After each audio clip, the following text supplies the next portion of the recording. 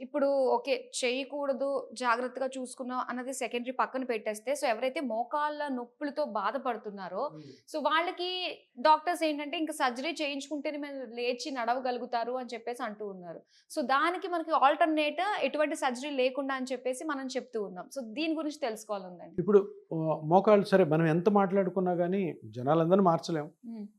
కొంతమంది వేరే వేరే కండిషన్స్ వల్ల వాకింగ్‌లు చేయాలి. అలాగే జాబ్ ఉంటది. ఇప్పుడు వాచ్‌మెన్ ఉన్నాడు. హ్మ్. పాపం నిలబడి ఉండాలా?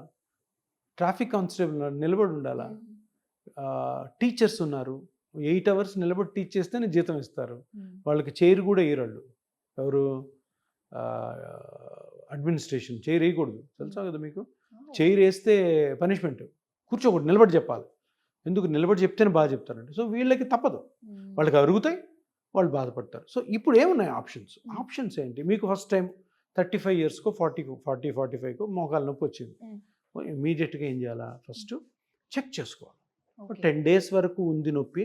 10 డేస్ తర్వాత నొప్పి తగ్గట్లేదు. హ్మ్. అలాగే కంటిన్యూ అవుతుంది. సో వెంటనే అందరూ తెలుసుకోవాల్సింది ఏంటంటే, హ్మ్. అసలు నా మోకాల్లో ఏమవుతుంది?